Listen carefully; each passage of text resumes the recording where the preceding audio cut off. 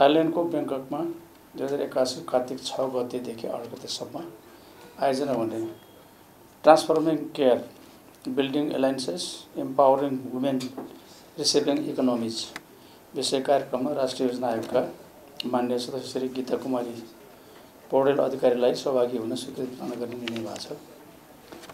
त्यस्तै प्रकार दोस्रो निर्णय चाहिँ मुलुकको अर्थतन्त्रको समग्र क्षेत्रमा सुधारको लागि रायसहितको प्रतिवेदन पेश गर्न पूर्व सचिव श्री रामेश्वर प्रसाद खनालको संयोजकतामा 5 सदस्यीय आर्थिक सुधार सुझाव आयोग गठन गर्ने निर्णय गरेको छ।